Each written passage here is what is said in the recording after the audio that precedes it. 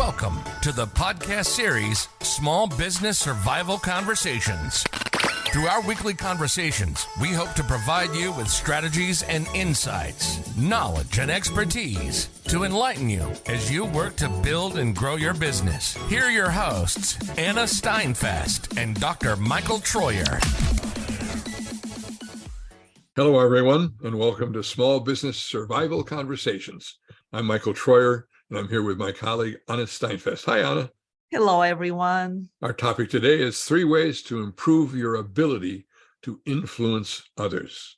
If you're selling, if you're just trying to convince them of an idea, here's some thoughts to help you do that. Well, all small business owners sell all the time, Michael, and yes, we present every single time, even if you go to the bank asking for money or to our customers or anywhere, we have to be in this sales mode or more of the influence. How do they buy our product or service? So that's why we put together a list, how you can improve your selling skills.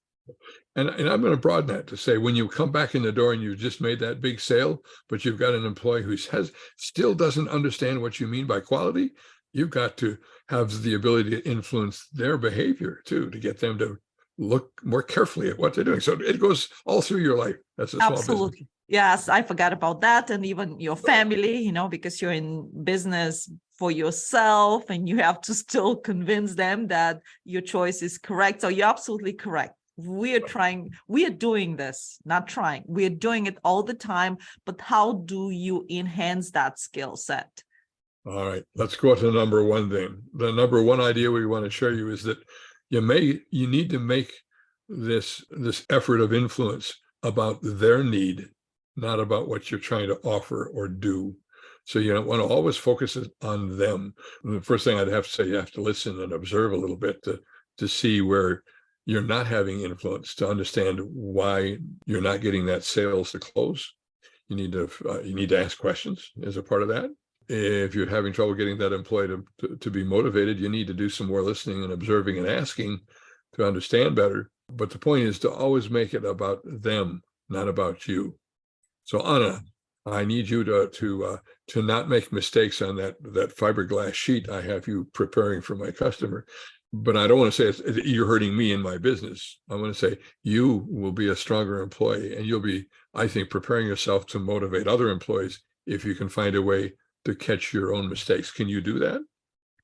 Yes, Michael, you're absolutely correct. When you're starting the conversation and that conversation starts all about your listener instead of yourself, you listen more attentively. And I'll give you an example. Recently, every time I will start a training or I will participate in a training, the trainers will go and they will spend like 15, 20 minutes about themselves and the company. Yes, it is important why they're credible, but I don't want to hear this for 15, 20 minutes. It has to be what you're doing to help me get better, why you're doing it. I should be in the center of your presentation. This will help you because of that. It's me. What is it for me to even listen to you? That is every single time you go in front of people, you have to know who is your audience, why they should care listening to you. And think of going, I love the example, and think of going to see someone you hope might buy your product, and you step into the office to visit with them a little bit. I think the first thing you ought to do is ask them questions about their business. Make it about them. What are they doing? Do they have any struggles that they're facing now? Because somewhere in that list of challenges they face is going to be that door you can step into and say, well, I have some thoughts if I could share them with you.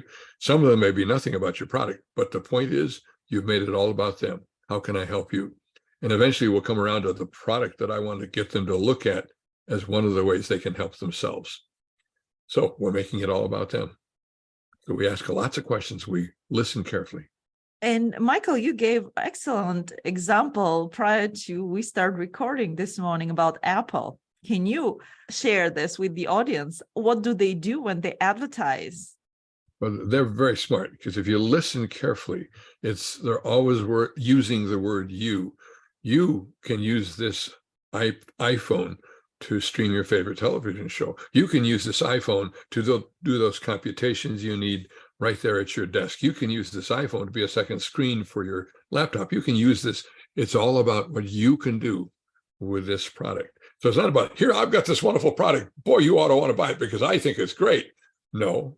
As the buyer, I don't want to hear you tell me it's great. I want to discover that for myself. But if you tell me that for me, it has some use, you make it about you, me, now I'm confusing those things, but you make it about the person you want to sell it to, about you, Anna, then you're in the right path.